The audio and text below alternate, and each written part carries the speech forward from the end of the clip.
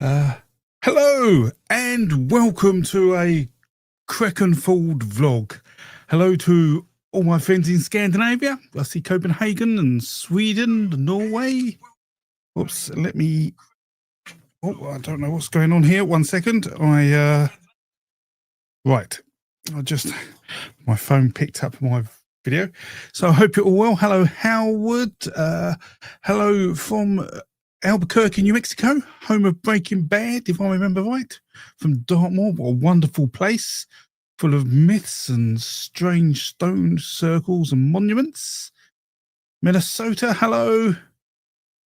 Let's crack on with some Crackenfold. Indeed, it's going to be a reasonably chilled start, and then I might get into a little rant, which will make sense after my chilled start here. Hello from old London. All right, mate. Hello, Chicago, the Windy City. Oh, quite a distribution of Crackenfoldians, I would say. Hello from Germany. Hello, Joanna. So, while people are coming on board, I'll just give you a little lowdown of what we're trying to cover today. So I'll give you a few updates on work that's been going on and the like. I will talk about a couple of ideas as well that I'll be interested in your feedback on whether they're good ideas or not. Then I want to answer a question I was asked about cannibalism. And then as a result of a TV documentary I've been involved in, I was asked for, asked lots of questions basically about different types of myth.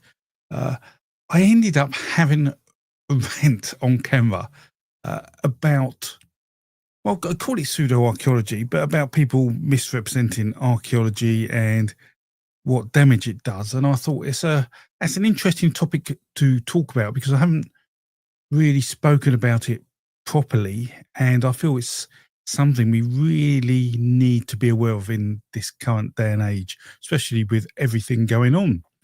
So, who else? Hello, Portland and MA, Massachusetts. Is that Brazil? Hello from Herefordshire on the White. Oh, I like Herefordshire. I did ponder moving there, but it is quite a way away from where I am. Yeah, a bit of cannibalism, Veldeghast, nothing wrong with that. And hello to Washington State, USA. Wow. Well, we're covering most of the world, certainly missing Australia, but that would be cool.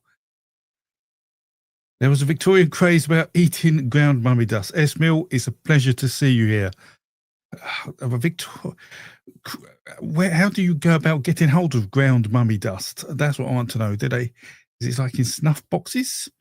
Which documentary? Oh, yeah, I'll talk about what's going on in work and alike and research and what I'm doing on the channel, because it's been a little quiet over the last couple of weeks because sometimes I have to do work outside of YouTube for just to maintain sort of connections and credibility and the like. So, a war zone of frogs in Portland. What's this? There's a myth. Or folklore, I don't know, but that seems very strange. But yeah, I hope everyone's safe and well. There's some strange things going on in the world right now, very strange. So, but ground mummy dust, they steal them from Egypt. Mummy and reveling parties were another possible. Wow, there's a whole heap of folklore I need to know about. No, alas, we don't have any Sydney, Australians or New Zealanders here at the moment. In an urn on the ground mummy, a bit like if you keep your ground mummy dust in an urn on the mantelpiece, that's a bit like a cremation dust, I guess. Some people do that, which yes, it's interesting. AI is a problem as scrapers pick up and amplify pseudo-archaeology. Yes, I'll talk about that, Stuart, as well. Okay, so let me, rather than have a chat with chat, which is good to have a chat with chat, but then I'll never get on chatting about the things I've got to talk about. And I've made a list because anyone who knows me, if I don't make a list, we will go off on a tangent, which can be exciting. But mummy dust sounds like a thing that we should talk about at some point. I should learn a bit more about that. So what has been going on? So I didn't make a vlog this week. So usually I make a vlog and I release that on my YouTube members and for my Patreon members. But on Patreon, I also make it publicly available, so anyone can view my vlog. That's actually something I want to talk about.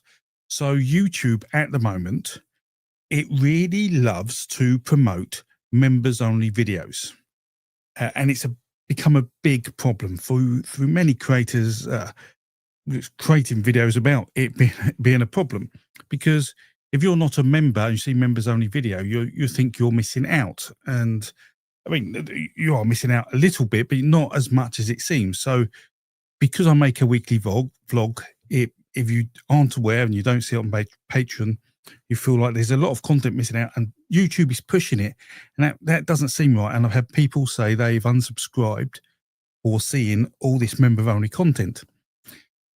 So my thought is I could just keep the vlog on Patreon and point YouTube members to see it, but then that's sort of, what's the point of having YouTube members? I have a lot of members on YouTube, and I want to serve them something that makes them feel special and that I'm doing work for them. So what do I do? So the first thing I've done is I've deleted all old vlogs now for YouTube members. So only the current vlog will remain, and that will be one way of going forward, and that will reduce the number of videos YouTube can then push to non-members, so people feel less like they're missing out. There are still YouTube member / patron exclusive videos available for YouTube members, but there's probably one a month I'll make of those. But my question to you is, because I don't know how many of you see my vlogs, where I just randomly talk for 10, 15 minutes about what's going on, whether I should make the vlogs more formal and release them as formal YouTube videos. Do you think that would just clog up then my YouTube page so everybody can see sort of all those videos now?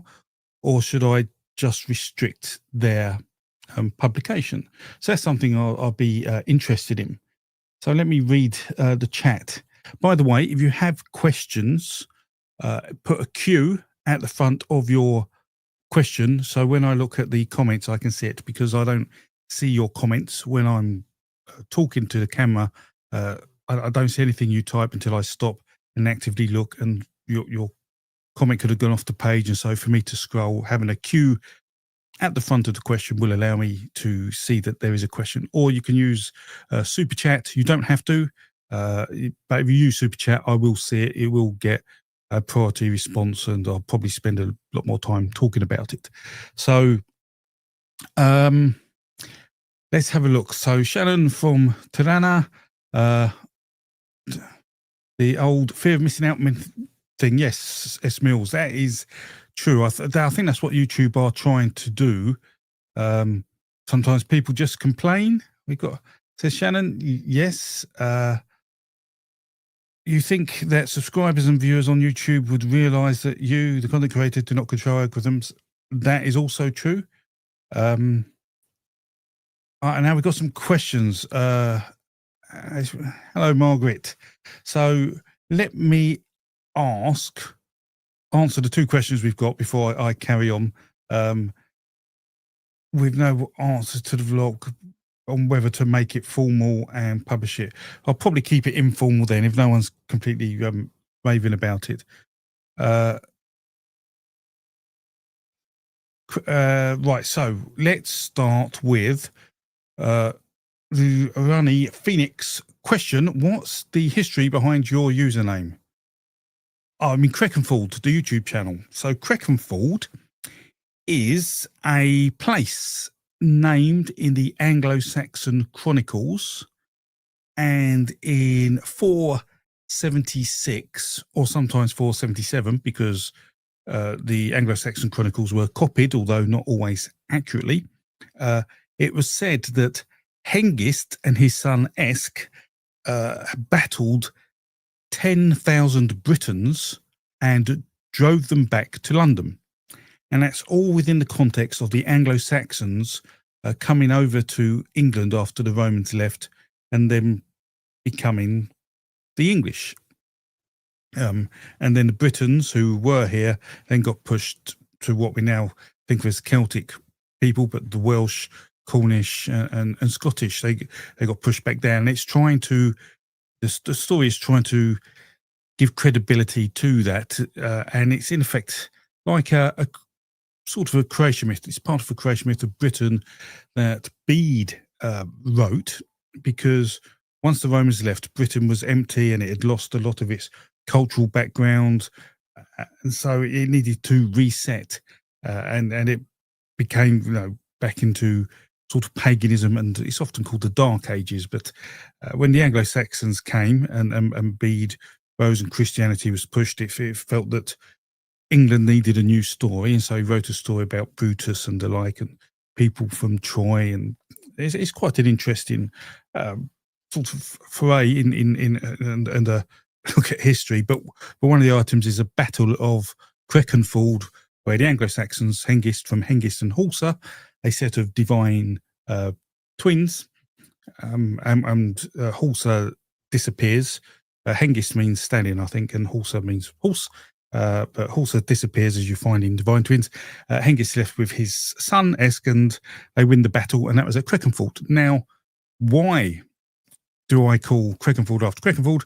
Because Creckenford is believed to be the modern English town of Crayford, which is on the border of London and Kent in southeast England. And I grew up in Crayford. And there's a lot of history there, and sometimes I wander around, and I make videos from some woods near there, and there's some great history there. So Roman galleys have been found here. There's some great earthworks that are about 1,500 years old, possibly related to the battle between Hengist and Horsa and the Britons. It's not too far from the findings of a Neanderthal man, I believe, and a couple of miles outside there was a glacial front where they found loads of bones from Ice Age animals like woolly rhinos and the like. So it's a sort of a curious town. It's like a town that if you didn't realise it, you could just drive through it and not realise any of this, but it actually has a load of history in it. And I just thought that made a good name for a channel, a unique name. So that's the history behind the name of the channel, Creckenford. So if you look up Anglo-Saxon Chronicles in Google and search for Creckenford, it will come up with the line. So the next question is from Chris Mack. Any firm plans to do another episode with Jacob from History Valley? Absolutely. Although Jacob messaged me last week having to reschedule, because I think we were planning to do a show this week, but I think it's pushed it back into mid or late November. But we do want to talk about it. I would certainly love to do a show with him on the origins of the Abrahamic God. That would be very interesting. But yes, I will. I like Jacob. He's very intelligent, asks some great questions. So I'm happy to do shows with him whenever he wants. Speaking of which, I've spoken to Portable Orange.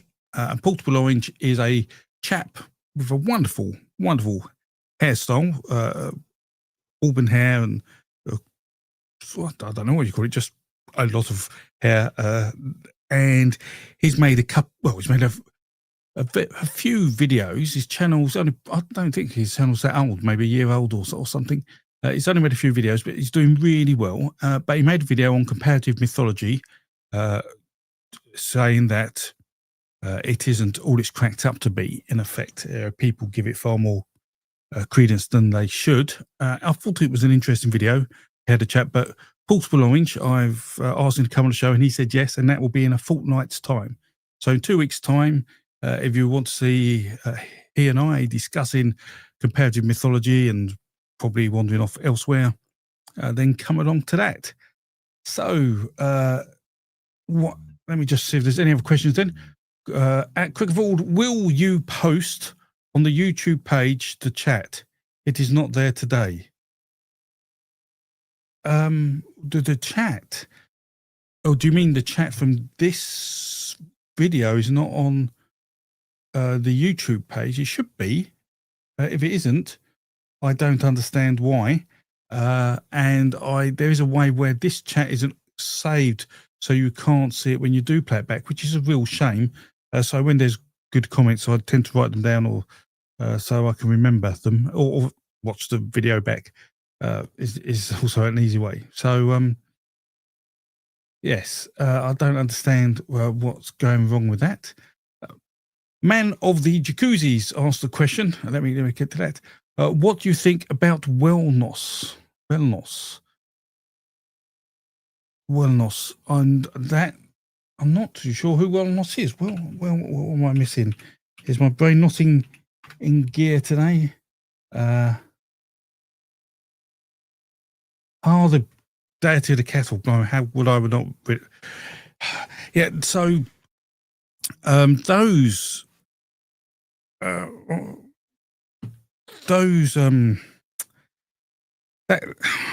those gods or the gods that are lower tiered in the Proto-Indo-European pantheon.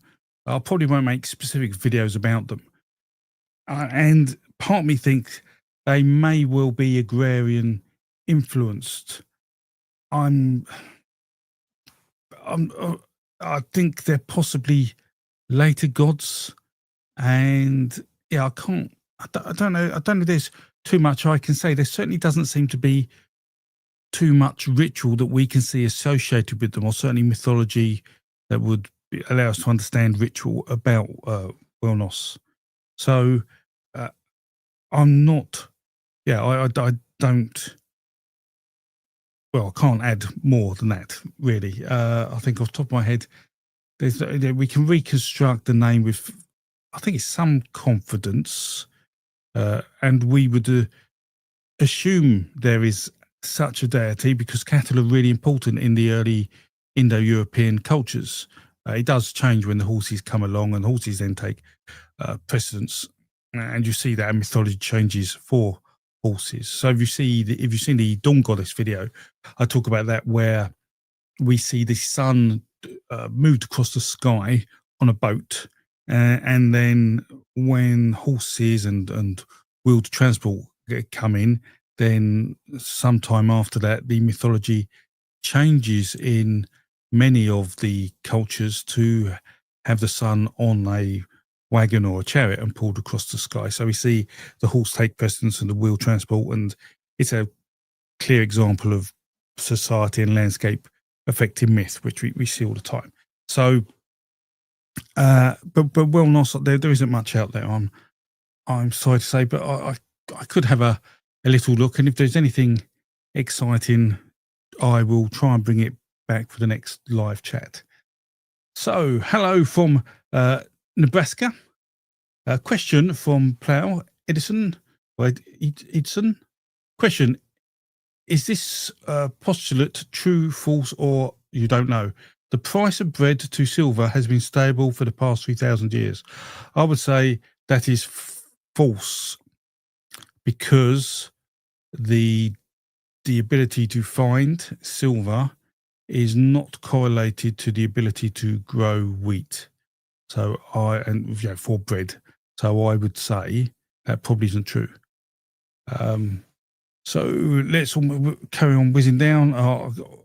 There's lots of you all asking great questions, but I'd love to talk about other things going on. So let me carry on with some of the things to get them out of the way, to get me in a place where I can talk about the things I wanted to talk about, and we can ask questions in between. So talking about people that come in on stream, Portable Orange, I've been speaking to as well NEXT, who runs tours at some amazing places across the world. And this time last year, I was with him and Matt Simpson of Ancient Architects, and we were in Turkey, seeing Göbekli Tepe, Karahan Tepe, and those sorts of sites. And they're out there now doing their tour this year. I've been speaking to Matt and Eni quite a lot, and Eni said he'd like to come on and have a chat, so we could do that. So he may be on in the coming months. And then one of the things I've been doing this week was recording for a TV documentary, which I we're 99% sure, I think, of the title for it, and the production company, and probably the platform it's going to be on. But until I get the information, I don't think I'm allowed to say anything. I don't wish to curse it, and I don't want to get overly excited in case it all falls through and they lose the footage or something. Because you get promised a lot on filming and television. Like they say, oh, you're going to be a superstar and take over the world and all this sort of stuff, and it never happens. So you just managing expectations. But anyway, I was filming for this. I think there's going to be 6 episodes, judging by the amount of questions and things I was asked. And the producer, a chap who got in touch with me, who found me through my LinkedIn, but also on YouTube. He'd also see my videos on YouTube. He's like a really interesting chap. So I didn't know whether to bring him on. I did say, would you like to come on when this is the documentary is released, in case you wanted to ask him questions about it and how he brought these things together, because there's many people been brought in. So I don't know if that would be of interest to you all. So that is going on. And then the other thing I was going to do was a bookshelf tour, which I've promised to patrons and YouTube members for, well, as long as the cosmos has been in existence. And I just haven't got round to it due to various things happening in my house that stop me filming the things I want to film. But I've wondered whether, rather than do one big video of a bookshelf tour, which I think could be quite tedious and boring, because there's only, I love books, but to talk to you about 1,000 books at one time would be quite draining. Whether to just do small videos of maybe a single bookshelf at a time, and whether you wanted not just the bookshelves, but more, in case you're interested in some of more the behind the scenes things, like if you're interested in what I do outside of mythology, then I could add a bit of that. So if you have any preferences on that, then let me know as well in the comments, and I'll read those in a little bit. So I think that's all the main update stuff. But what I want to do is to, before I talk about this book of lies, or what the YouTube thumbnail I put up, which is a really important subject, let me just whiz through all the comments if I can, to see if I can get all the questions out of the way before I go on. Right, so Idlari question. Oh, right. Should I show these? It's quite a large. It might be better to show questions, actually. Yes. So in Phoenician languages, there are some interesting touching points to Yemo and later Hercules, which I don't think have been studied enough. In Mali, God is Duma, Finnish Yuma, and later. Okay, so right, there isn't really a question there, but yes, you would expect some Indo-European mythology to creep into the Finnish myths, and certainly the Kalevala, because that's quite a late adoption of myths. There are estimates that as much as half of it is modern storytelling. By modern, when it was written, so still, over 100 years old, and half of it is folklore put together, but things have been sort of merged and mashed.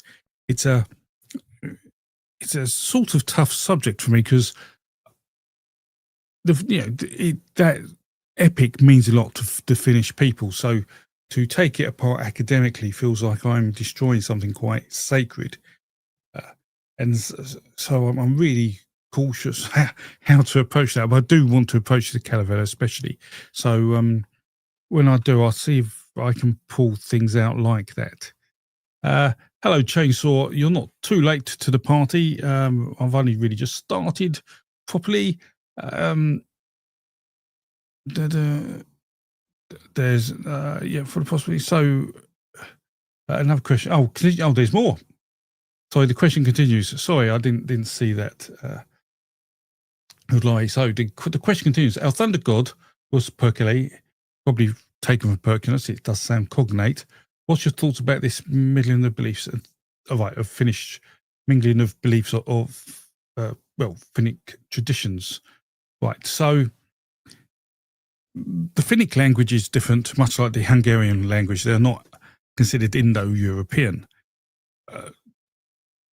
But that doesn't mean the cultures that spoke them didn't interact with cultures around them, didn't borrow from them and take, and those cultures around them take from them. So there will be mingling of myths. We certainly, because the Finnish didn't just make these myths up from nowhere. They had them from their travels, across, certainly through Europe and up into Scandinavia.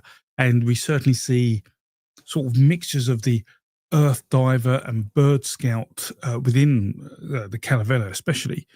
So, yes, there's definitely mingling. The gods' names I wasn't so aware of, but it certainly does feel like there are cognates there. Unless I have a full understanding of the Finnish ancient god pantheon, it'll be difficult for me to say for sure. But it does feel like that, and it would, it makes sense. I wouldn't be surprised if that was the case because, Finland isn't an island. It is surrounded by, Sweden, and we've got Denmark close to it, and Russia to the side. So there's lots of migrations going on, I'd imagine, in and out. So there will be a mix of cultures. So, but I do want to look into that. That is one of the things on my to-do list, but I have no particular schedule for that yet. Mill, what do you think of the theory of Christianity suppressing paganism in the UK area in 300 to 450 CE, only to be reintroduced in Anglo-Saxons for 100 years before they were converted to Christianity? So when the Romans came along, there would have been some elements of Christianity. Certainly Ireland was Christianized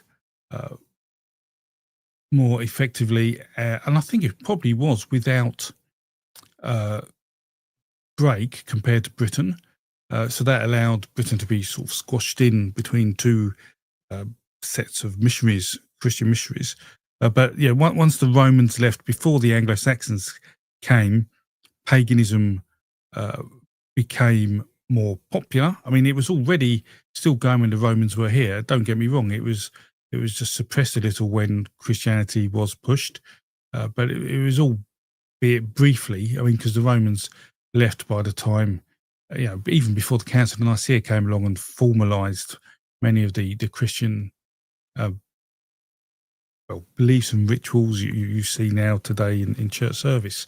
So that's how I see that. I don't think there was a suppression. If you look at sort of how Romans are, they're quite willing to adopt pagan gods into their own belief systems, and they do that within Britain. We see gods that have Roman and sort of early British names. So yeah, I think paganism continued while the Romans were here. You just don't hear about it so much in terms of the older British version of paganism. You just hear about it a little more when the Anglo-Saxons come because of the Christians, and they can document a few things before Christianity comes proper. That's how I understand things. Stuart asks, was it Bede or the Chronicles that give Woden as the ancestor of Alfred the Great? It wasn't Bede. We see this in many charters of kings, which is a really weird thing. So if people don't realise it, as Britain converted to Christianity and kings were Christian, they still felt it necessary to give credibility to their place on a throne by drawing a family tree that showed that their ancestor from 7 generations before, or 9 generations before, was Woden, which is a strange thing. But that is an interesting thing we'll probably touch on when I have my little rant. So what they're doing is they're creating a credible path to say, look, it's credible that I have 9 generations of ancestors, and it's credible that the 9 generations back Woden was my great great great great great great great great grandfather, uh, but it's done in such a way that you could never prove that. You could never trace that back. And that's a really interesting aspect of storytelling. And we see it a lot. So we see it. Well, let's talk about Atlantis, because that's one of these sort of myths that get caught up in archaeology. So, and pseudo archaeology, where some people think that Atlantis was real, uh, and they pushed that narrative as Atlantis having an advanced civilization that's then spread across the world and allowed knowledge to be given to these cultures to do some of the things they do, such as it was these Atlanteans that gave Egypt the knowledge to be able to build the pyramids. And this is where I think things get incredibly dangerous. So, but why this myth works and why this can be done is because when Plato wrote the story of Atlantis, you have to understand Plato is a brilliant writer. We don't remember him today because he was just some chap writing in a room and not pushing it. His work was well received and well read, and he knew how to write a story. So when he writes his story, he said, well, where does this story come from of Atlantis? He says, it's my grandfather, which is credible. It's his father's, which is credible.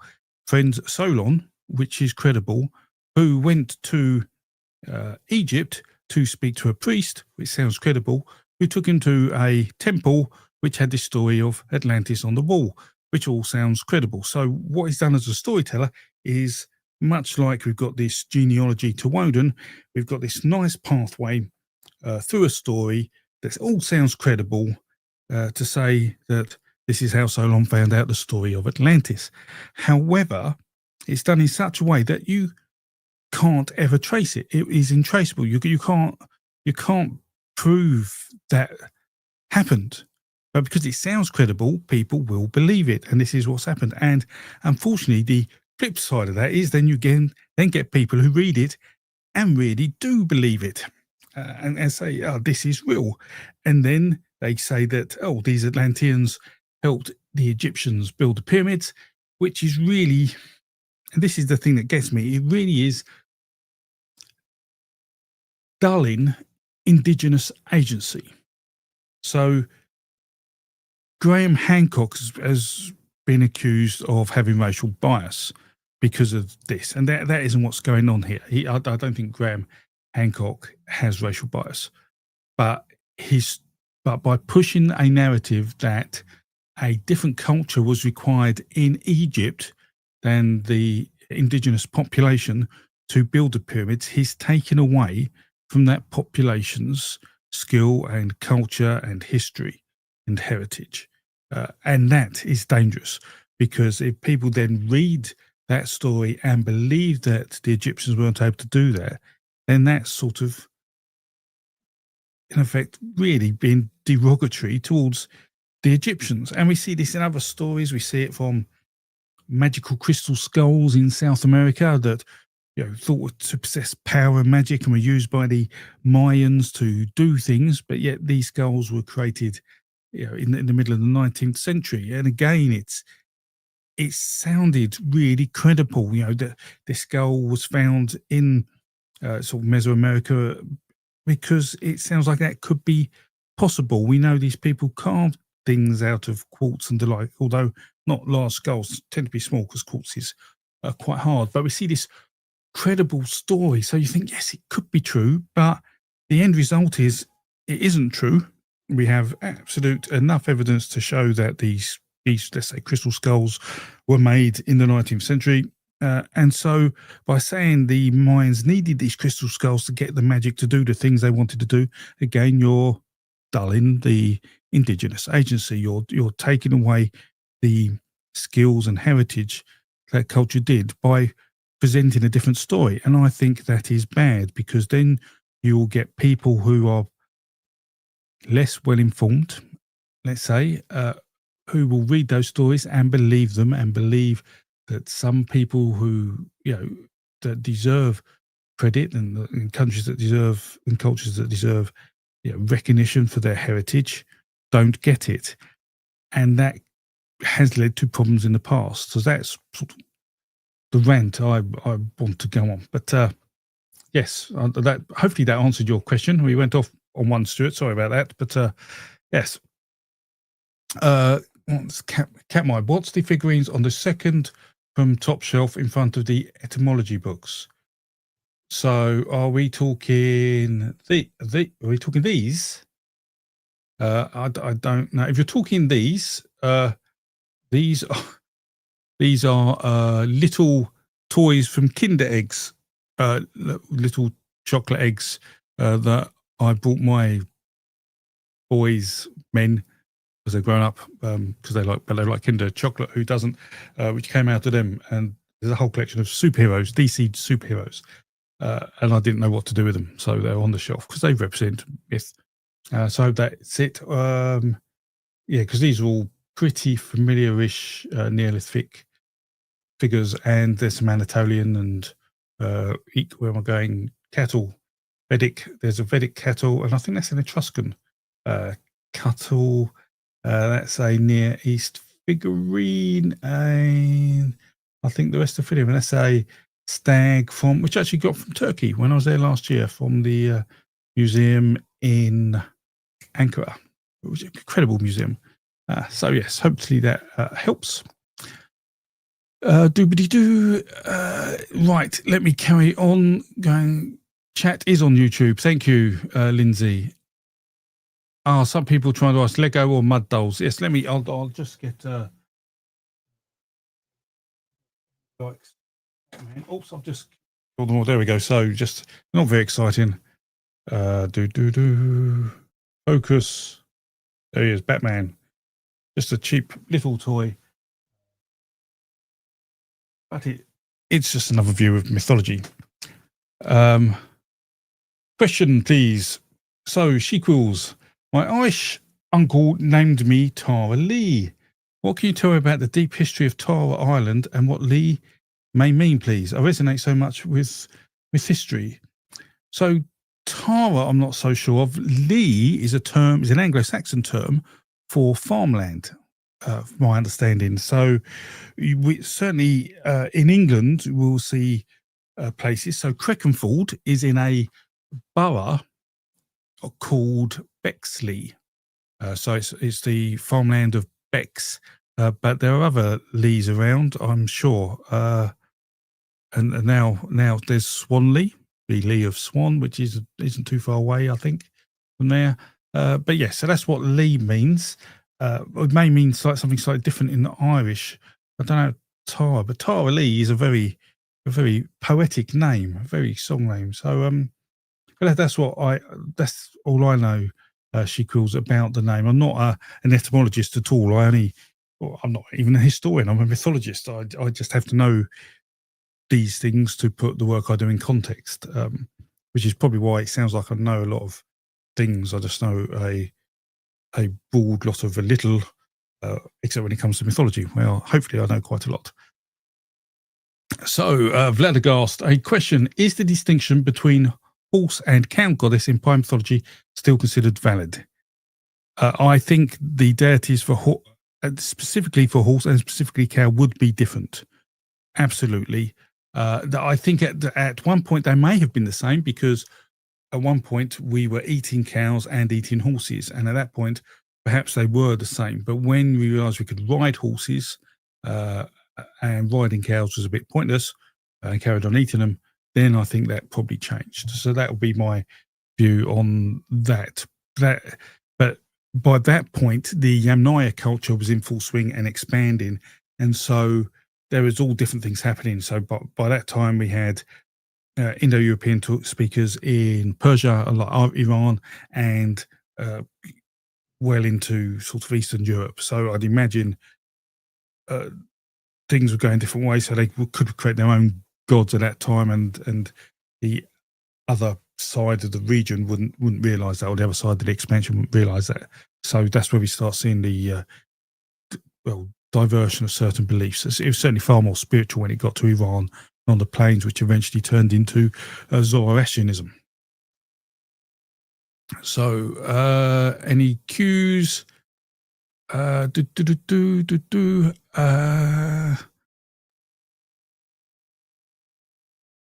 just say put a cue at the front, otherwise it's hard. Right, so Katmai, was Joan of Arc Noah's wife? Not that I'm aware of. Not at all. I unless I'm missing something. Joan of Arc was born well after Noah, if you mean Noah of the flood, thousands of years after that.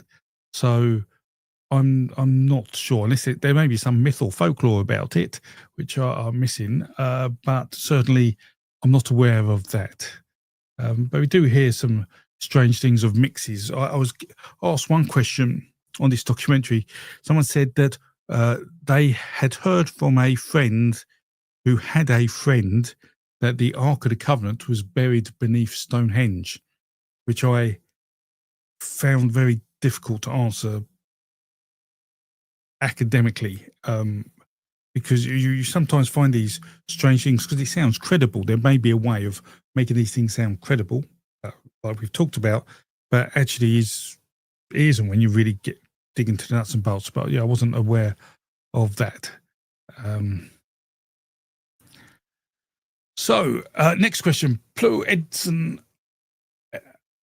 What grain did the Spartans overfarm to extinction? Oh, that I don't know.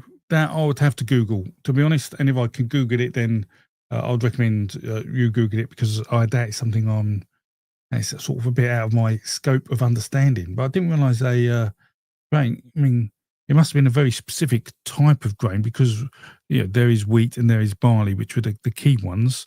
So it may have been a form of those.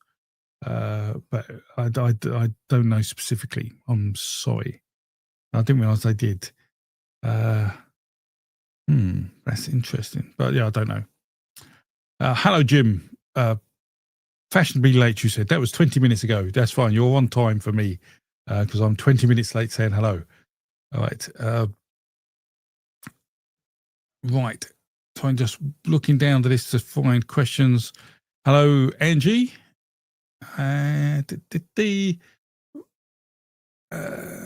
Right. Question: did you delete the bookshelves walk around video? It seems I can't find it anymore. Did I do a bookshelf walk around video before? I can't remember. I feel like I may have. I don't know, but I've been talking. Should I redo that? And if I redo it, should I do it just like a single bookshelf at a time? And then if I did it a single bookshelf at a time, would you like me to sort of expand it and go off bookshelves in case you're interested in other things I do? There isn't really much going on, to be honest, in that sense. I do have a cabinet of curiosities of old archaeological artifacts given to me over time, which is interesting to look at. I'm still in two minds what to do with those. Part of me wants to give them to a museum, but they do look nice. But I think at some point I would whisk them off to a museum. But then I also have a room that's full of modern mythology, let's say, and I don't know if that would be of interest to you all to have a look at. But it's where my poetry and art books are. So I will, David, make another video on bookshelf for a bookshelf tour. But actually, that's another bit of news I haven't told you all. The next video, what's the next video I'm going to make? Because once I've made that big video, then I could probably do a bookshelf tour video, like try and at least knock out some of that. And the next video I'm making is on the Earth Mother. Now, like all my previous Pantheon videos, I will talk about the Earth Mother and do the basic overview. This is her name. This is why we think of that. And these are epithets, and this is how she's known in various Indo-European cultures. But then there's a twist at the end, because the existence of the Earth Mother can cause contradictions in Indo-European mythology. She shouldn't necessarily be there. And by that, I mean that the Earth was built from Yimo. So did Yimo build the Earth Mother? And then if you think that the dawn goddess and the sun are the eyes of Yemo, then you start getting this realm of, did the gods actually were born from Yemo's body? And that's a really interesting proposition, which is the thing that's holding up the video, really, because the other stuff's bread and butter. But to write something coherent and understandable about the issues and the cosmogony of the Indo-Europeans and the primordial body going into this material world, does it fit? Is it a contradiction? That's where we are. So that's the next video. I really want to get that out soon. And once I've done that, then I'll work on doing the bookshelf videos, David. So that's hopefully that answered your question. Right. So Q's. Oh, there's a question. Jackie. Hello, Jackie. Indra's net, the holographic universe, why is it related to Hindra? Indra's net. The only thing I know about Indra's net, mythologically, is the same sort of net that is given to Marduk, because between Marduk capturing and killing Tiamat, well, much of that story is very analogous to Indra capturing and defeating Indra. Although I do not believe, not Indra, Vitra, and I don't believe. Oh no, Indra did kill Vitra, didn't he? So it's much of that, and so the net is just part of that, because a net they was given multiple special items. Though I think they both had chariots, both had a bow, and I think they both had a net, which is, you can't just say, well, that's just coincidence. I mean, that's always seems very unlikely to be coincidence. It seems like there's the same story there that has diverted into the Near East and India. So where did that come from? I think I've made a video about that, which is on the channel, about Mesopotamian gods, maybe, or dragons. Maybe I think I did on the different dragons of mythology. So that's the net. I'm aware. I wasn't aware that net was a holographic universe. That sounds, I have to say, unusual. Holographic is not a term I would expect to see in early text. So perhaps that's a later mythology or translation or interpretation that I haven't heard of before. I think I need a sip of a drink.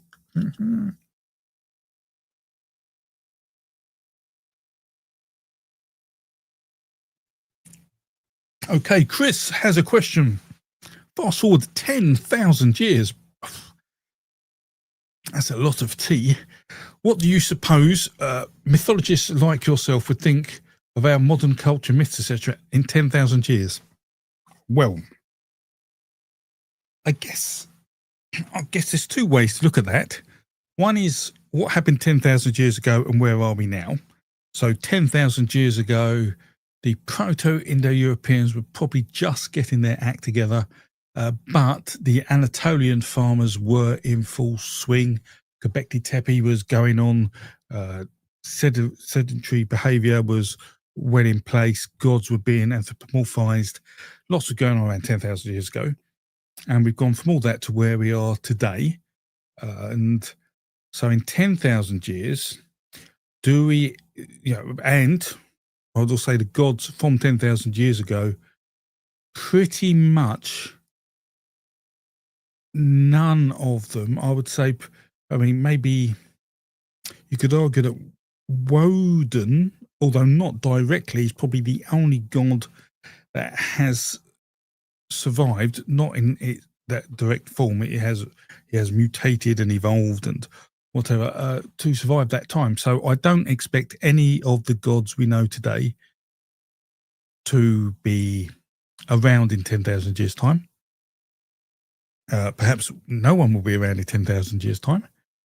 With the introduction of AI, I think that is going to be incredibly interesting, and I can see some people wanting to be very introverted with it.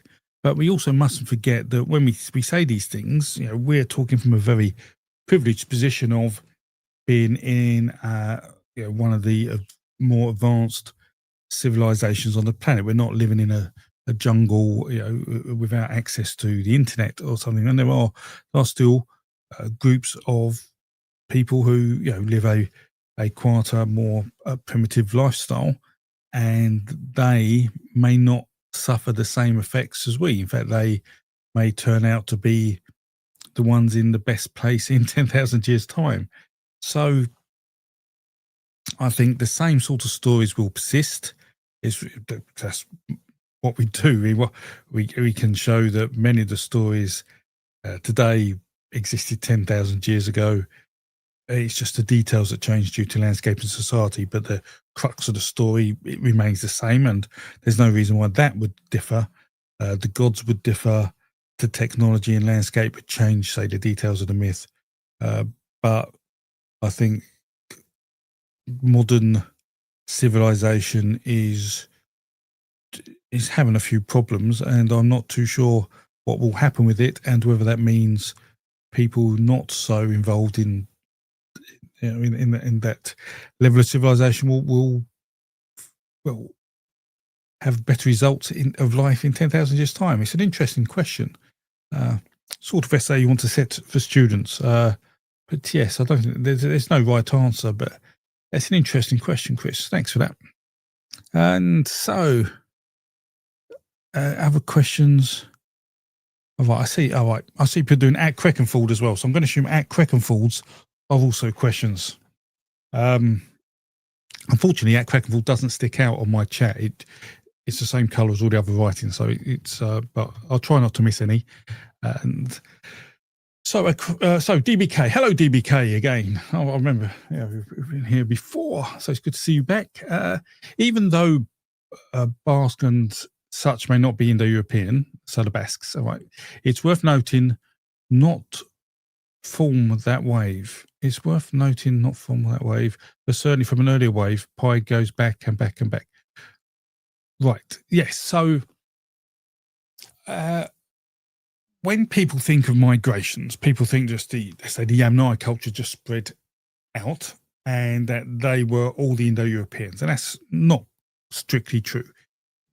There were people who were speaking Indo-European before the Pi or before Yamnaya culture, and there were people who were spearheading that migration, and people not. So, yeah, I absolutely agree that we may see influence and thought from that are pre-Yamnaya, but not maybe not significant, but maybe so. You could never know. If someone has a really innovative thought for a culture and they go, "Wow, that's amazing," and starts worshipping them, then yeah, maybe. So yes, so we do find that Basque is one of them.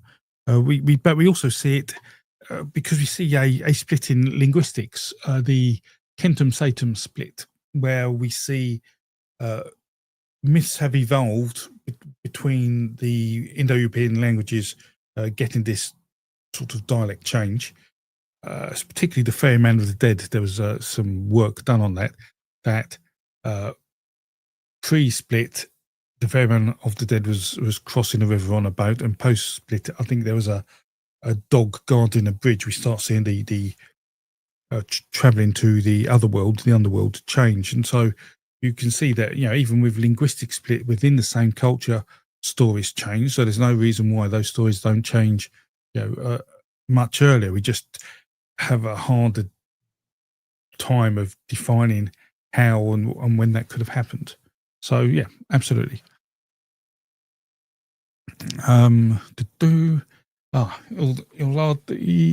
Crickleval, thanks for the answer. These are mostly my own thoughts, not accepted yet by academia. But in my mind, this makes sense, and I hope someone would study it. Yes, absolutely. Good evening, Hip Finds. So any other questions? Let me whiz down. Right, Catmy again. What's the thing that you find most annoying about history? That I have to remember it all to answer all your questions. History.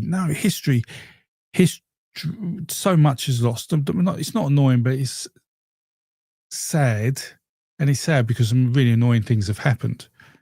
Genocide and and slavery and abduction and wars have made us lose so much heritage and culture across the world.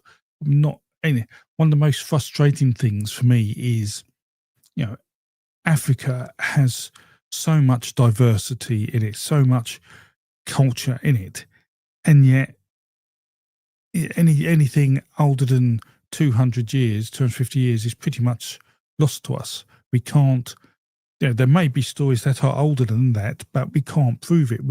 So in effect, we've lost that ability to really understand that unless we see those stories elsewhere in the world and can trace it back. But localized stories and localized gods and religious beliefs have been lost because one, we just didn't document it, but also we see a very similar pattern across Europe where Christianity didn't really care about other gods and science, so it overwrote a lot of history and the like, just for the sake of writing hymns down, and sermons. So,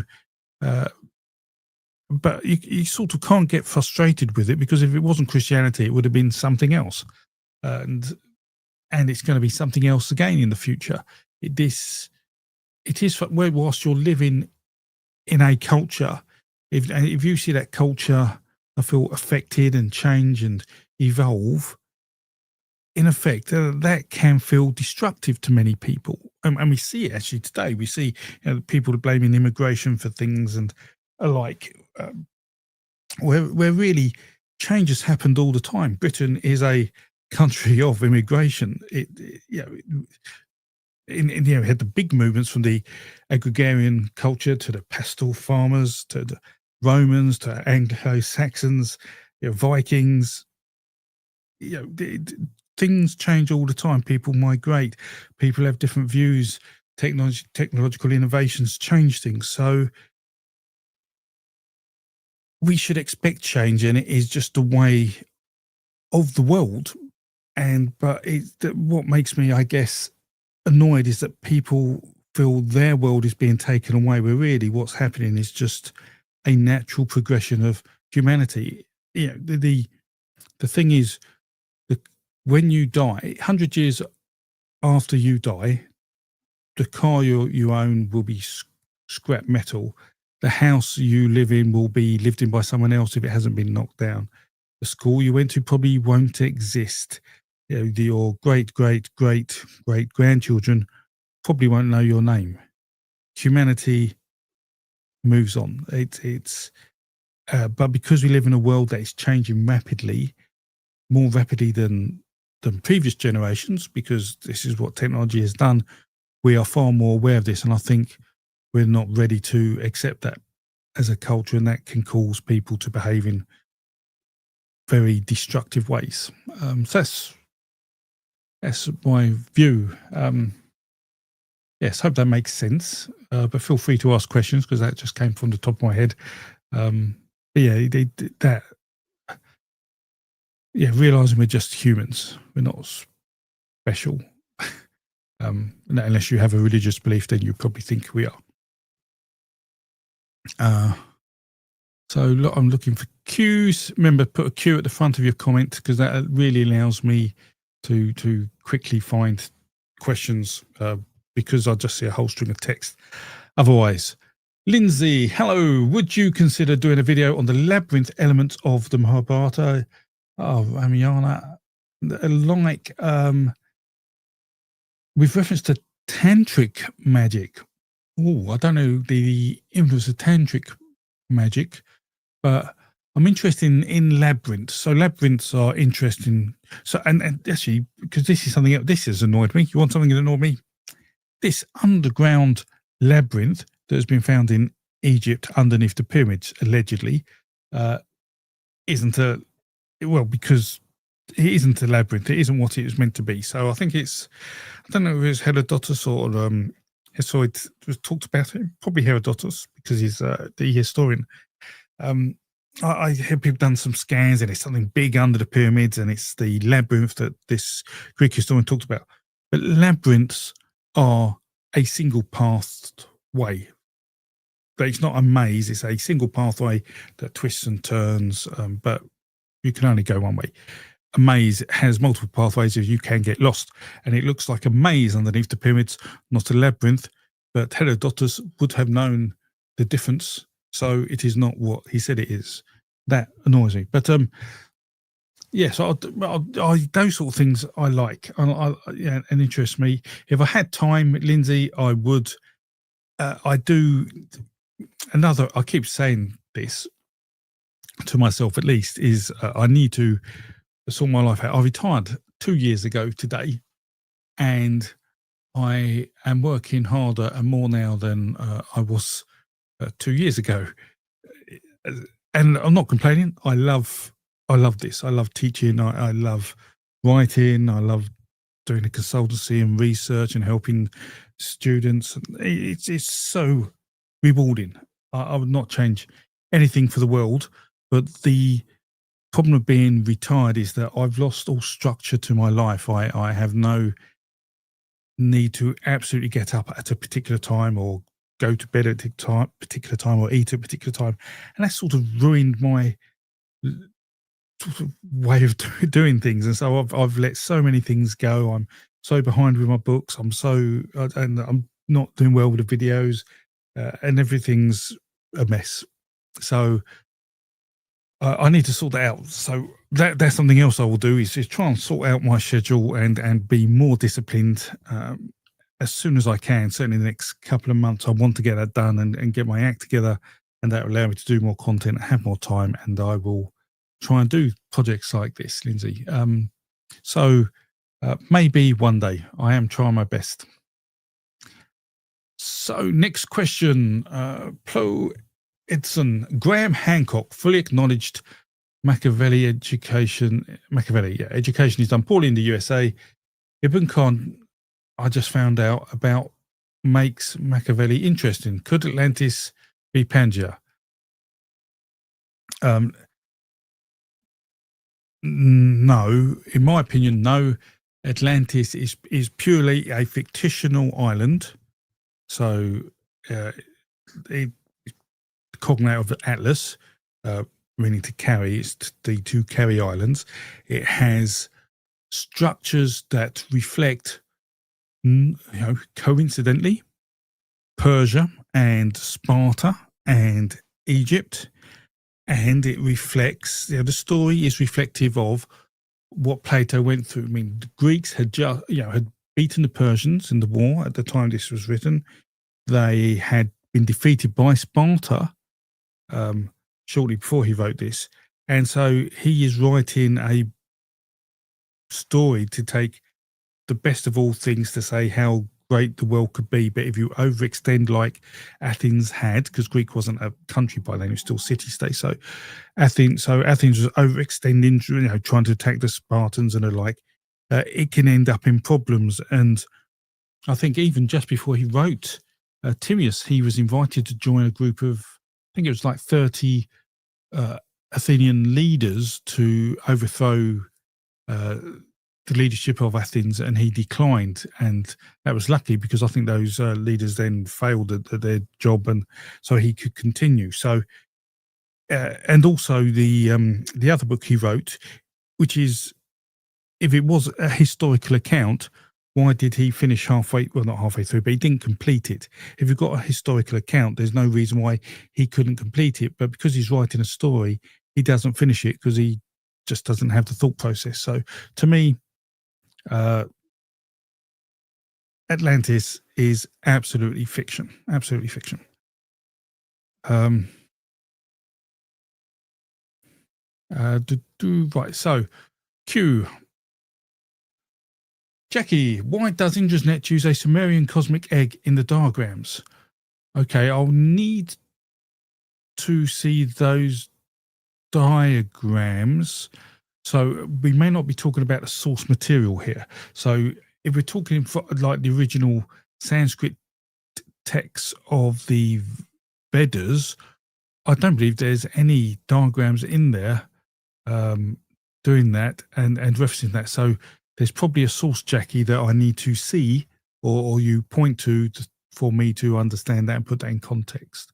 I'm certainly not used to that, but if Indra's Nets uses a Sumerian cosmic egg, as I said, the Sumerian or Babylonian creation myth with Marduk attacking Tiamat has so many analogies to Indra taking on Vrutra that they must be sourced the same, and so that may be a reason why you see some similarity in some figures drawn about that.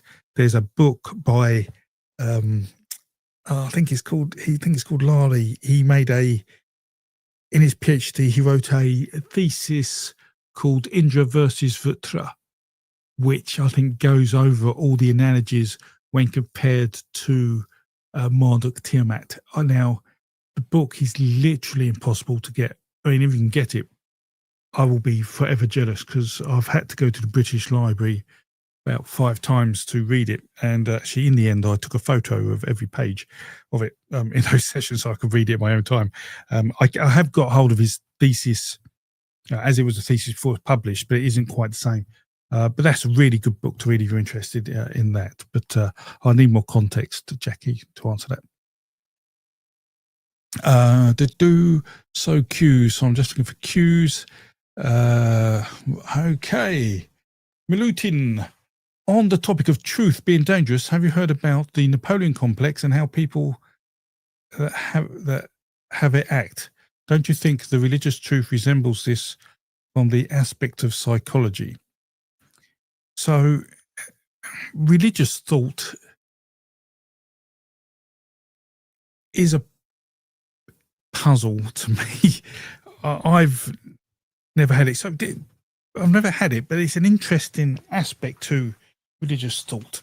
And this actually came up in the documentary as well. I was asked about curses, like Egyptian curses, because there was a view that curses are all over the world, and why does everybody have them? And I was like, well, no, curses aren't all over the world. Curses are predominantly Indo-European with a touch of Asia and North Africa in it, and a bit, and in Arabia and the like, but not in Australia, and the islands going down there, not in the Americas.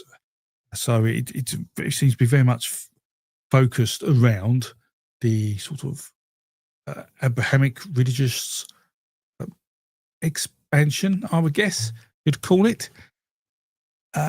And so you've got curses there. And what's interesting about that is that people who aren't religious actually, in a way, believe in those curses. And it's like that if you talk about something that is really dangerous, like if you do this, you could die, then people tend to take notice of that, even if it isn't something they would normally believe in. So if there's a tangible thing like don't walk through this minefield, you will get blown up, that's understandable. But if it is don't dig up this body of this dead person in a graveyard, otherwise you'll be cursed, I'm sure that would put many people off. I mean, it isn't. Yeah, there's almost like a natural human instinct to have some, not just respect for the dead, but that religious, that sacredness. Let's call it sacredness. Like that deep sacredness can affect people. So I think that is interesting. Yeah, and what you're saying is true. So people often say, if you just hear these old myths, perhaps there's an element of truth in them. So let's be clear, every myth is true. Don't cut this out of context, please. But only true to those who believe in the religion that myth is told within. So Christians will believe the myths of Jesus, or many will believe the myths of Jesus through his life in the Gospels of the New Testament, but those who aren't Christians won't. So we have this. So that's the truth. So what I say, and a really good exercise, and I've probably said this on these live streams before, is that exchange the word truth to fact. So President Trump's Truth Social, change that name to Fact Social, and does it still feel right? But when people talk about truths, change the word to fact in your head and see if it still resonates, still feels right, because very often it doesn't, and you realise people's truths are just opinions, based on their cultural belief. But it is dangerous. It's dangerous, without a doubt. I mean, the things that have been done in the name of religion are crazy, and that'll get me on another rant about religious organisations and allowing some horrendous things to happen in the human race, from genocide and the like, just tragic. Now, would those things happen if we didn't have religion? I don't know, but that's sad, and I don't know why. I wish the human race could grow up sometimes, but there we go. Whoa, right. So, more questions. Rooney, would you ever consider doing a video exploring the folklore behind the Canterbury Tales or 1001 Nights? Wow, yes, I would. I would love to find time to do that. I mean, there are 1,000 stories I would like to talk about. We probably all here love books, and every book is at least a new world to go in and new people to meet and things to do. And 1001 Nights is huge. I do have a folio set of those. When I do the bookshelf tour, you'll see it. I think it's a large 6-volume set with a complete set of stories in. Canterbury Tales has probably been done more. So if I did one, I think the 1001 Nights would be a really interesting project for me. So yes, I would consider that. I'll put that on my to-do list, and that may be done. Not soon. That's probably a project that will take some months, but consider it on my list. She Quills, thank you. The Ancient History of Tara and the 13 Kings Irish Stories. It's a huge mound. Excuse me. Still anything. The Ancient Hill of Tara, 13 Irish King Story. Not so familiar with that. She Quills. So I can't really add more to that. Sorry, I think that's probably more specific Irish folklore. But I would be interested in knowing about that. I may well have that story somewhere. If so, I'll have a read. I'll have a look tomorrow. I might have some time to sit down and look through a couple of my books on Irish folklore, so I have that. And if I find more, then the next live stream we have in a couple of weeks, or I'll try and do these every 2 weeks to a month. Come on and ask again, and hopefully I would have read it and can answer that. Right, so I'm just looking for more questions. Wow, you guys are having good conversations here. Right. Eradicate a reef. Is that right? Eradicate reef. Could you maybe talk about labyrinth myths and the meaning behind them? I could do a video on them, with what was asked before. I could happily make a video on that to explain, the difference between maze and labyrinth myths. I think that would be a really interesting topic, because we all know a few good labyrinth and maze myths and what they mean. Mazes are more folklore, I would say, rather than mythical. But yeah, we could do that. That's definitely 1 second. Oops. That goes down. Yes. So I'll that's on my to-do list as well. I've got a long to-do list, but if I get more organised, I can do these things. There's another DBK Crickerford. Which of the two would make your modern mythology collection if you could have only one, Dune or Superman? Dune. I mean, Superman's an interesting story, but Dune is a really well-written book. it covers so much about culture in one book. I really enjoyed that. I'd like a bit of sci-fi, as opposed to superhero specifically. So yes, Dune I think is a really good story, and enjoying the films they released recently. They're great films. So definitely Dune. That's a simple one. I can answer that easily. Right, another Q. Right, Kame again. Names mean something. Absolute names are very important. We must never underestimate a name, and you must never tell your name to a fairy. Otherwise, you're in big trouble. Names are almost sacred in a way. In fact, calling a name, like you call a name for a god, you can invoke the god. So, yeah, that's right. And there's great books by Patrick Ruthus, if you like a good bit of fantasy. He did a book called The Name of the Wind, which includes in a title about some of the folklore he's including in that. Very good. Anyway, sorry, I digress. Names mean something, so we tell stories. Let's take Aladdin. I am thinking about how Zayadin or Aladdin, or that is the first. There has to have been a second that would say that to a third. Okay. So there's more to it. Well, see, I don't know the 1001 Nights story. Like we're talking about sort of that part of Aladdin, or just to name Aladdin. Why is there? Could it be just it refers to the eldest son or something? I don't know. I'd have to do some etymology on that. That's where you'd go with that. Can't we try to see if we can get an etymological dictionary? Although, again, that's talking sort of Arabian source language, so that might be harder to find. But I think that's where you have to go with that. I get what you're saying. Like we have Manu and Jimo, meaning man and his twin, but then we see Trito as the third. So yes, names do have relevance, certainly when they're specifically in myth, and we see that myth told across the landscape and the names persist. That is really interesting. When names persist, you can feel very sure that those names are sacred and mean something. Doodly-doo. Right. Looking for cues. David Fresken. In your last live chat, you mentioned you're working on a few books. When will they be out? Or when will they be about?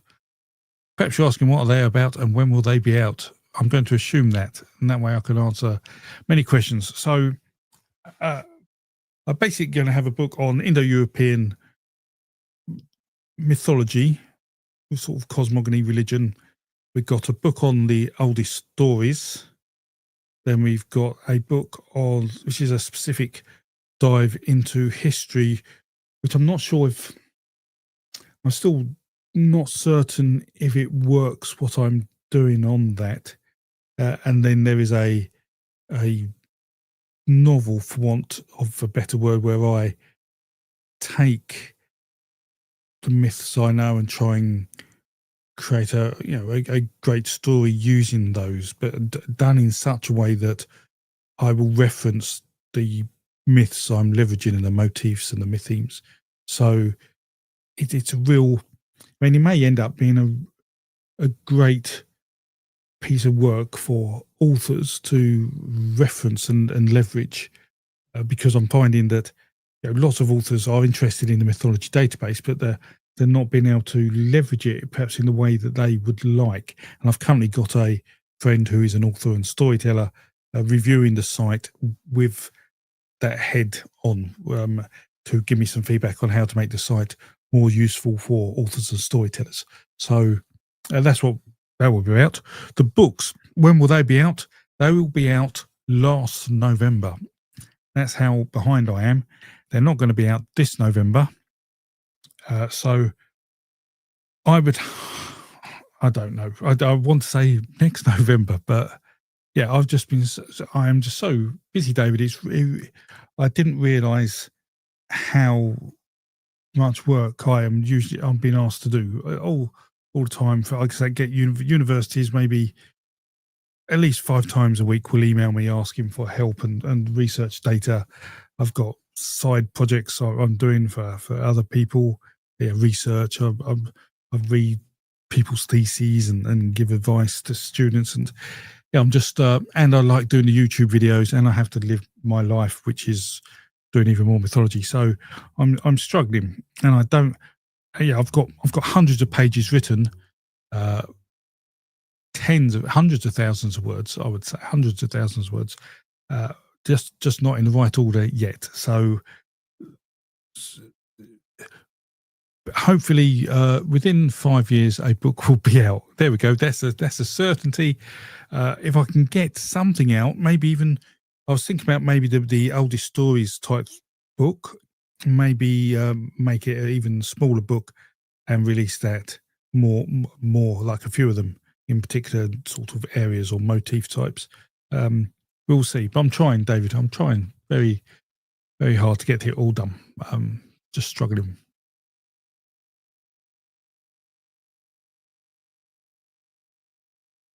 There's DBK has got quick of all. Jackie, Indra's net is a net of pearls who each reflect each other pearl perfectly. The holographic comparison that it represents is a space-like illusion. Do we have a reference for that, DBK? Is like where do we get this? Oh, I can look it up online. But yeah, I will look at that into a bit more. What we chat about is not for asking weird questions. Well, I have a list of things I want to talk about, but that has gone out the window now. We will cover those. Well, not next live chat because I've got Andrew Portal-Orange coming on, but maybe the chat after that. But yes, I love the questions. Keep the questions coming. I feel like at least I'm helping people by answering the ones I can answer. Anyway, so Jade. Hi, Drake Rider, Dragon Rider. Haha. Do you have a favourite underrepresented deity? Mine is Ishtaran, the patron deity of the Mesopotamian city of Dur. Is a snake god of judgment for the Mesopotamian pantheon. Do I have a favourite underrepresented deity?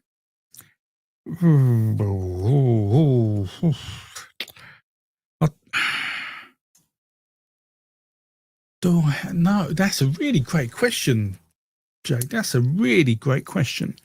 Is there a god that makes you go, that's a really interesting god? And I've got to say, I am struggling to think of a decent underrepresented god who I know a good story for. And there are gods I'd like to know more about, like Ulla and that of the Scandinavian, who we know pretty much nothing about, but he seems to have been really popular, but just mythology about him or her has disappeared off the face of the world. So I don't know. And no, that's a great question, Jade. That's a great question. I don't, and I can't think of one, but I will ponder that. Ask me the next live stream. I'll definitely ponder that. That's got me thinking. Thank you. So let me see if I can see any more cues. So Skip Perish, most recently relating to the Dawn Goddess video yesterday. Are there major ways in which Eos's son Memnon is typical of a Dawn Goddess's progeny, and or major ways in which he's different? Right. So with the Greek pantheon, so Eos is the name of the Dawn Goddess in Greek. She is not where we would expect her. So I don't think her son is necessarily the typical son you would expect from her. I sort of hinted at it in the video, and I mentioned going back to the night goddess and how complex. Or was it the night goddess I did where I talked about the Greek pantheon? And so yes, when we get to that stage of the pantheon, when you get below the sort of siblings of the chief deities, I think things are no longer standard. Things are much more localized. So, and then you have the influence on whether, and I didn't know whether to go into this in the video, and I didn't, is whether there is influence on the dawn goddess because from the agrarian culture, and that's partly because that we see, the sun is sort of represented, I think, slightly differently in agrarian culture.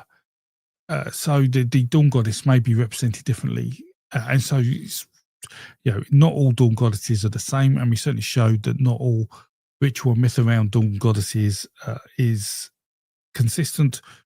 So certainly their siblings wouldn't be, but I really want to do more work on untangling the Greek pantheon and definitely the Old Norse pantheon. And one of the patrons asked about that.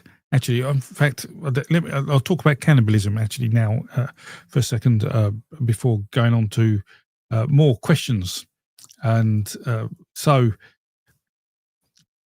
hopefully that sort of answered it. There is non-standard by that point at the end of the day, Skip.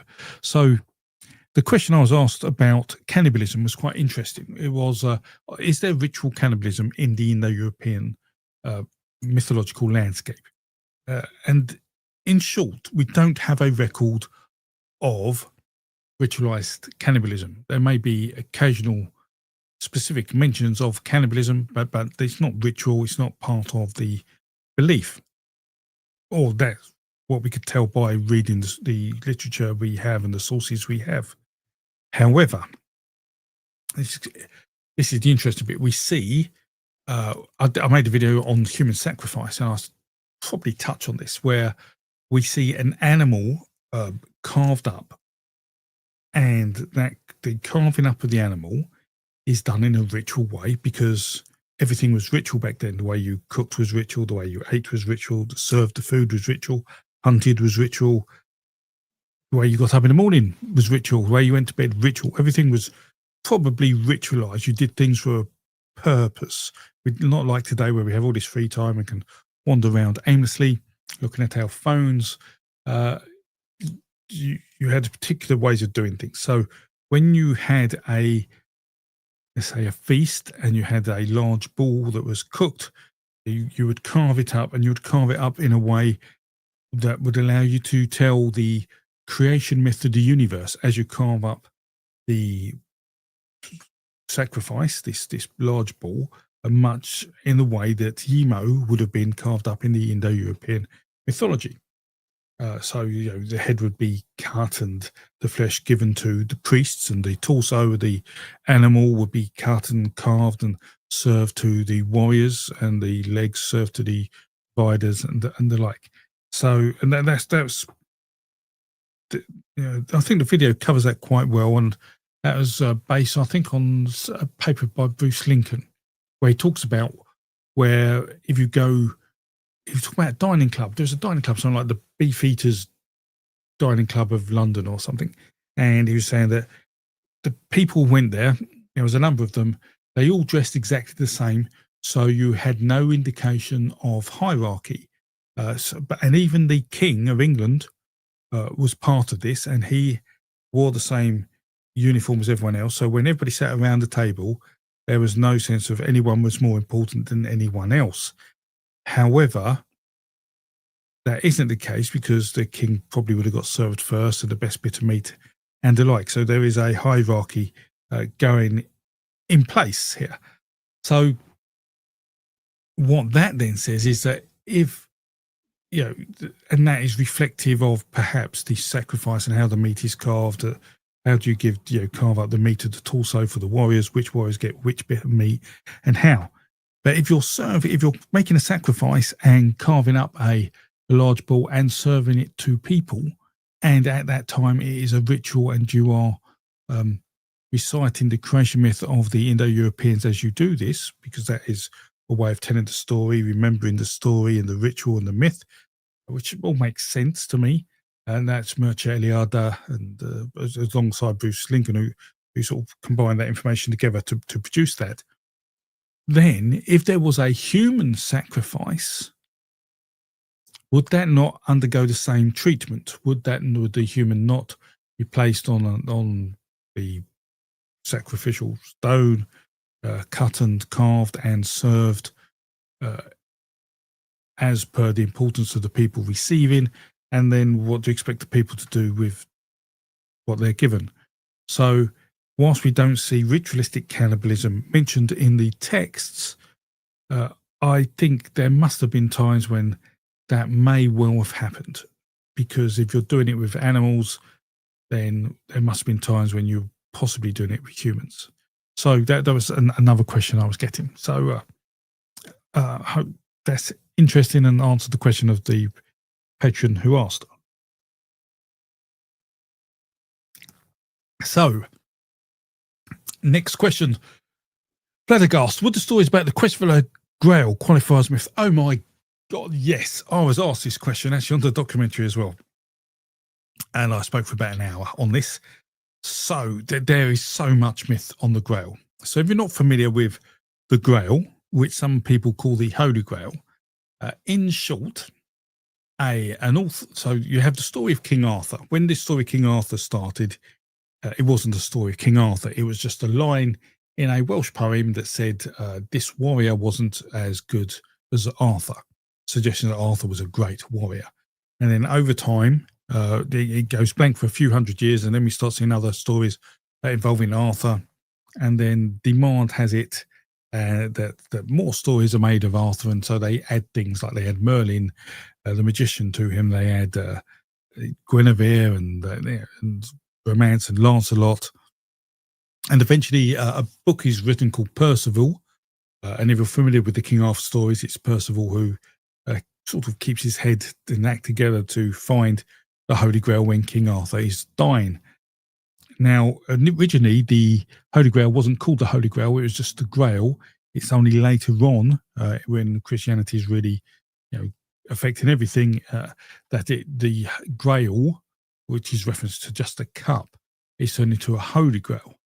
So there's a couple of things here. So first off, why what does the Grail hold that means you want to find it to help King Arthur? So King Arthur was dying, and so the land was dying, and that's all Indo-European mythology, where the king is the land and the land is the king, because when Yemo is sacrificed to create the world, is also different parts of his body are used to create different people: legs, farmers; torso, warriors; head, priests. But the king is made of parts of all the body of Yemo, and so that way the king can understand priests, warriors, and providers. As a person, he can understand them all, but because he's made of all parts of the body, he's also in touch with the world, because the world is made from all parts of Yemo's body. So there's this connection. So if the king is ill, and particularly we see in myth, if kings lose limbs, then they are no longer fit to be kings. But as King Arthur was just sort of wounded and hadn't lost a limb, I think that's right, I think he was stabbed with a sword.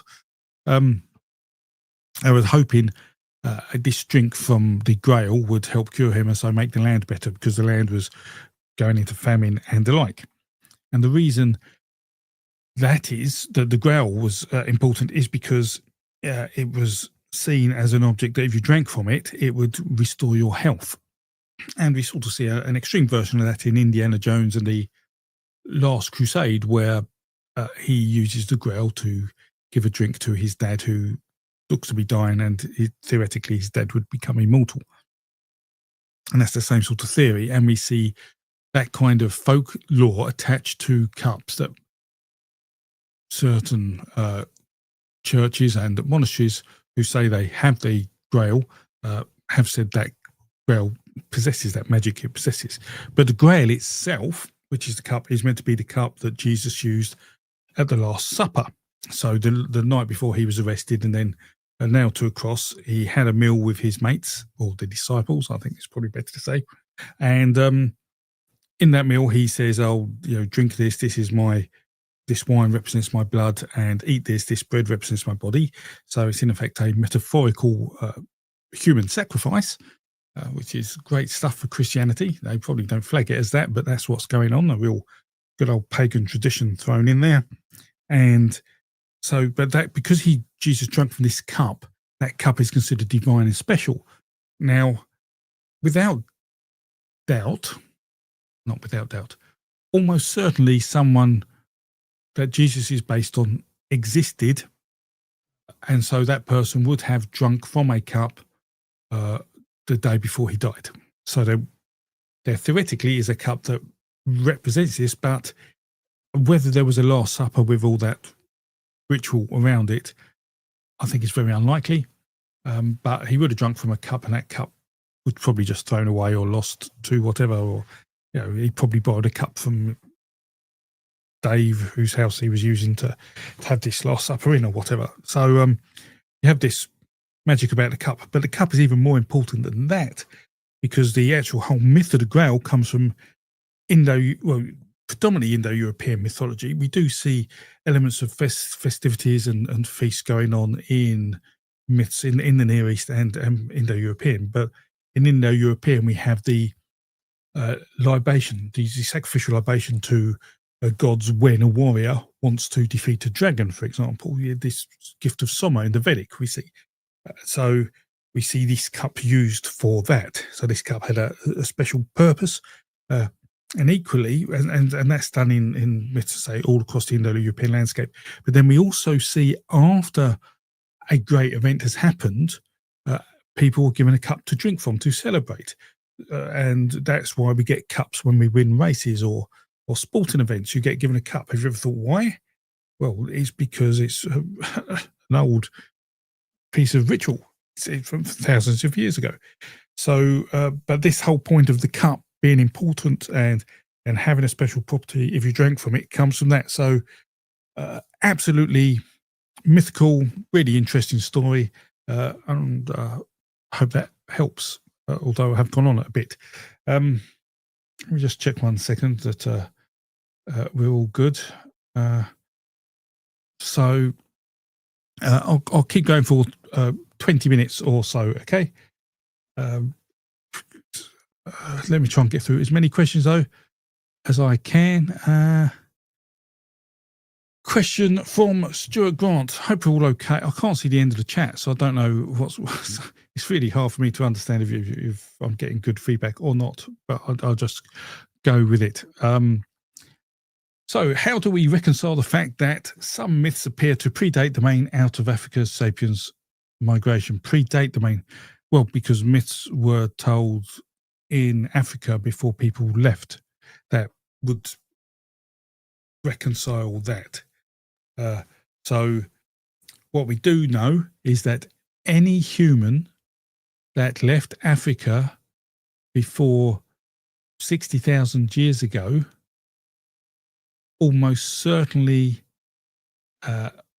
was erased from the gene pool, because the group of humans we call the out of Africa dispersed around 55,000 years ago. It's probably 56 or 57-ish, when things are starting to happen.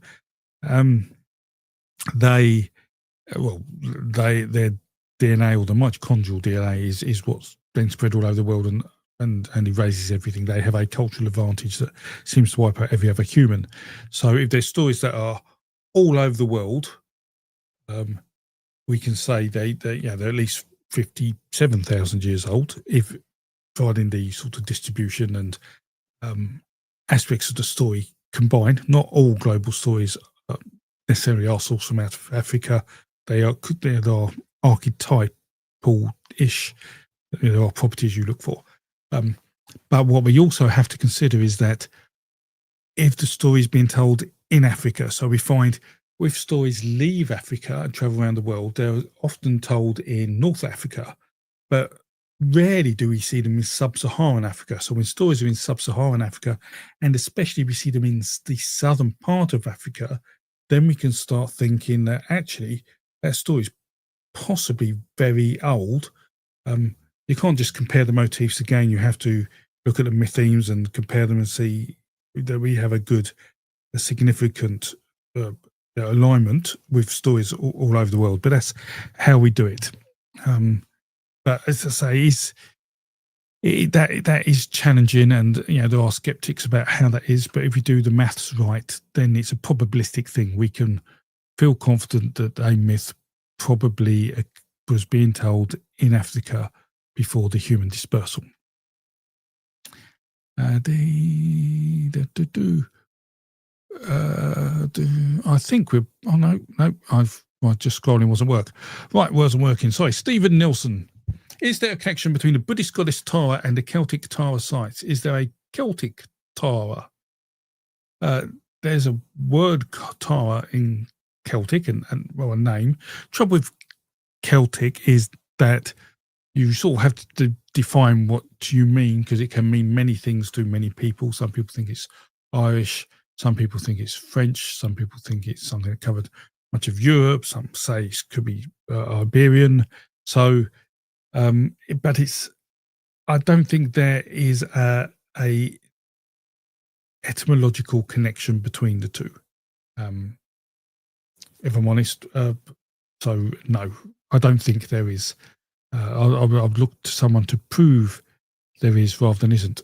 And in fact, that's a really good point. So when I've been talking about the truth and this credible pathway that sounds good but actually can't be followed, and so it probably isn't truthful, then what we really sort of have to be careful is when you see people pushing this agenda of this, well, look, there's a credible pathway, so prove it isn't true. As academics, we don't have a PR company to help manage us looking good, but two, in effect, you want to spend your time writing academic papers and proving academia and not disproving myth. Why should you have to disprove myth to make someone who's saying it could be true right?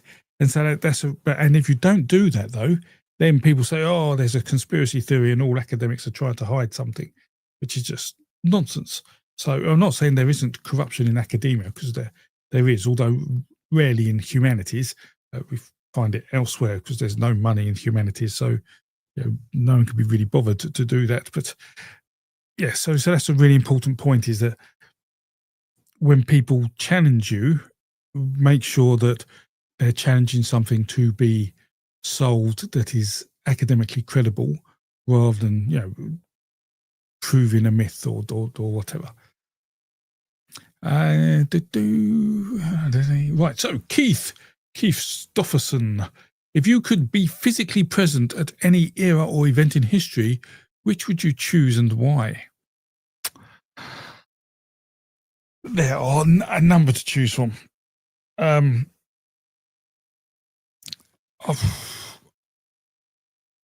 I would like. There's some strange ones. There's the weird one where part of me like to be at my death. I will be at my death, but if I could travel to my death now, just before, then I can ask a few questions. That would be just personally useful. It would probably be like, make more time to write your books, John. Something like that will probably be going on. But historically is probably what you mean. And I would like to see if Jesus was crucified, because that would show a historical Jesus and would show that there was a crucifixion of it. That'd be interesting. Part of me would like to see the Lion Man being carved. So this chap here, what was going on there, or any of the Venuses. I would have, if I could take lessons in Indo-European language so I could speak it fluently, I would like to go back to the earliest of times, to like 8,000 years ago, to find some of the early Proto-Indo-European cultures, to understand their beliefs. That would be really interesting. I'd like to go to Göbekli Tepe and see what's going on there, and Karahan Tepe, and how things are worshipped, because we see the world very flat when we look at these sites. And I was having a chat with someone the other day about Göbekli Tepe, and I was saying, just, if you look at it now, it looks like just sandstone. It's very, very plain. But actually, I'm sure things would have been painted, at least in ochre, and there would have been flowers and plants and a lot more colour, and we sort of lose that dimension because we don't know what's there. And we see this in the Roman statues, where we see all these white marble statues. Many of them were painted, bright colours. So we sort of lose that. So going back anywhere would be good. However, as Stefan Milo says, who's a fun chap with his, I think he's starting a society, be careful about going back in time society or time travel awareness society, because if you go back in time, you're almost certainly going to die of some kind of disease we're not aware of today.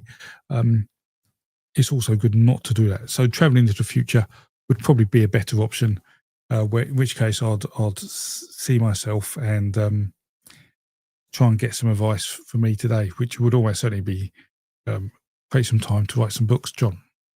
And yeah, thank you. Graham, what are your thoughts about the Indo-European influence on Japanese mythology introduced with the Altai horse culture that came via Korea?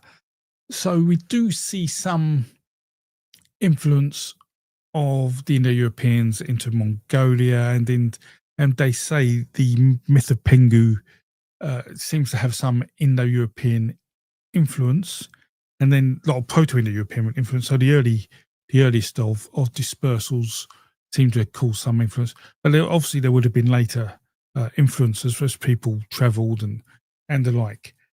So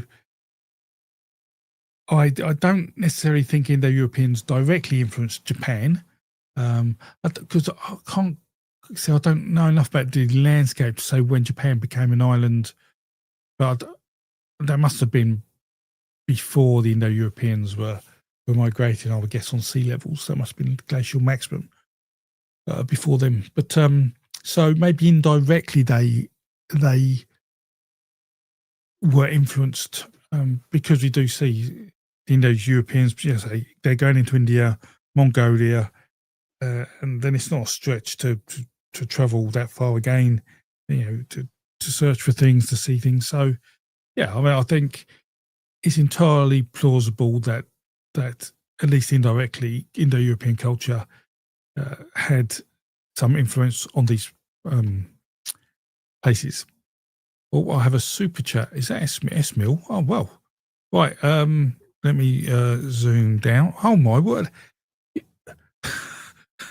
Unbelievable. Right, so just to answer, I've got a scroll wheel on my where my chats are, and it was like that far from the bottom, and I thought, oh, there's only like 5 questions left, but it's about 40 pages of questions I haven't even got to. So I don't think we're going to get through all the questions tonight, and I apologise. S-Mill, thank you very much for the super chat. Appreciate that, and all your support and questions on Patreon. Do you have any idea what the origin of the wilderness wildman Bigfoot Yeti came from? Was there a pie version?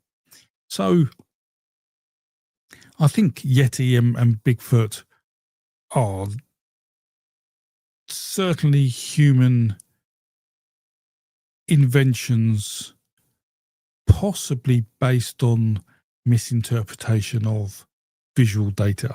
So in effect, someone thinks they've seen something they haven't, because the human mind is designed to do that. I'm not aware of any myths where we see a tangible creature in Indo-European that would reflect the Yeti or Bigfoot. But there are stories of weird creatures. We see stories of the dentate vagina, for example, and the monstrous manhood. So yeah, it's there are some strange creatures out there, but not of Bigfoot or Yeti. I'm just trying to think. I mean, the closest you'd probably get are the Wolfman or Berserker, the Bear Man, which were really humans with the hide on them that would psychologically turn into that animal with the help of possibly some ritual and drink and the like. But I don't think there was actually any particular story for a particular creature with that. That's more folklore and would have been localized. But yeah, so they're not Proto-Indo-European. So I hope that helped. The Scottish Wizard, thank you very much. I appreciate that. All helps. All this will go to the next big project. So I haven't touched the Mythology database for a couple of weeks now, a few weeks. I did promise not to touch it and get on with other work. I'm improving data quality, but not functionality. But there is a couple of big jobs to do once I do go back onto it, and so all this helps towards that, because it will cost a good few £1,000s to do the next lot of work I want to do on the Mythology database. So every little helps. So thank you so much for that. Right, what I will do is I'm now at the bottom of the chat, so I've missed out literally probably 150 questions, which I apologise, but it is almost 10 o'clock, and I'll call it a night at 10. So let me just whiz up and see if I can find a question going up. The question. So, Plough, right, which season of Doctor Who is most historically accurate, and when will they talk about the Latinx experiences? I haven't. See, the Doctor Who I remember watching, the first Doctor Who I remember seeing was when John Pertwee turned into Tom Baker. I think he had a big spider on his back. I may have been wrong, and he turned into Tom Baker. And I liked Tom Baker with his long scarf and like. And I do remember some of the John Pertwee stuff. And then Doctor Who sort of went downhill. Sylvester McCoy and Peter Davidson. It's entertaining, but it wasn't the same. But then when Chris Eccleston went back onto it, and then that Scottish actor David Tennant, I really enjoyed David Tennant. But any of them historically accurate, and I know they do for budget purposes go back to England quite a lot in time. It makes sense, I guess. Or the same sand pit, or quarry, which is whatever planet they've decided it to be. But which are historically accurate, I'm not too sure. You're comparing a lot of bad apples there, Plough. So I can't really. I don't think I've got an answer. You need a better Doctor Who fan than me. I know a bit about Doctor Who, but not enough about Doctor Who to answer that. So I'm just zooming up. Right. Out of Africa is debunked. Okay, to say that means you're not necessarily aware of what we mean by out of Africa. So what is debunked is that there was one dispersal of humans, which people normally say about 70,000 years ago, that went to populate the world. That didn't happen. We know humans were leaving Africa at least probably 200,000 years ago. Okay, we know that. They just weren't able to establish colonies of modern Homo sapiens around the world, or certainly in Eurasia, because they can go anywhere else. And then what we also know is through genetics very clearly that a population around 55,000 years ago, give or take, probably 2,000 years, then left Africa or the Saudi Peninsula. And we know this through genetics, and they were probably culturally more advanced in certain ways that allowed them to literally travel to Australia within 1,000 years, go to Europe, and and just take over the world, which they have. So it is not debunked. It is just that the early interpretation of how we think humans left Africa is no longer valid.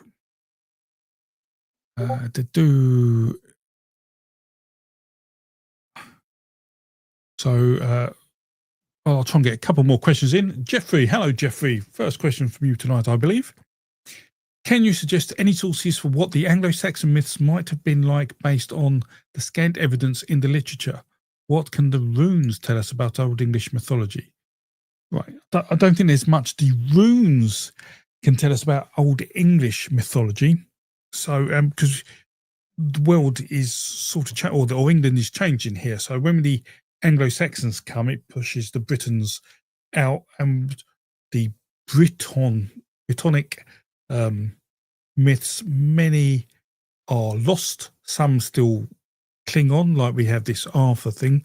There wasn't a King Arthur, but we have an element, a motif in there, and there's a few old myths like the Mabinogion and the like Um, but in terms of poetry, we see elements in poetry, and I think I made a video or two about that. We're talking about the armourer, who is, how can I forget his name? Wayland the Smithy. So, for example, we see in Old English poetry, Wayland mentioned a number of times, but not his whole story. But if we go then into the Poetic Edda, we see the poem of Fulland, which is a fantastic poem, brilliant story. And then they're the best sort of finds when you, and this is why I got into Indo-European study when I started to see these links, because I studied Old English literature and then Old Norse literature so long ago now. It was probably modern when I was studying it. But yeah. So there are hints of things, and we see hints of books and lines of stories that no longer exist. But the stories themselves were very similar to the Old Norse. I mean, we were Germanic, after all, Proto-Germanic language, English. So we see probably those beliefs of the Germans and the Scandinavians and the English, the Anglo-Saxons, all sort of are similar, such Beowulf and that. So sources for the myths, I mean, read poetry. I've still got my old book I did for Anglo-Saxon literature. Where would I have it? 1 second. Okay. I don't. No, I can't see it. That's really rubbish of me. This is why I need to organise my bookshelves. I could just bring. I think it's the Cambridge Book of Old English literature. It's quite a tome. That's the one we predominantly use, but there's lots of old books. In fact, I've also received I haven't read this yet. It came just a couple of days ago from Uppsala Publishing. They've done a translation of Beowulf and the like recently. Old High German poetry. I like reading poetry, older poetry, because there may be things in here, names and the like. We see it in the Highland. Is it the Highland Anglo-Saxon Christian prayer book, where it touches on old gods and beliefs. So within poetry, so the poems and the like, those sort of books, they are probably the best sources to find those hints of things. That's where I'd say look. Let me see if I can quickly say. Let me see if I can just find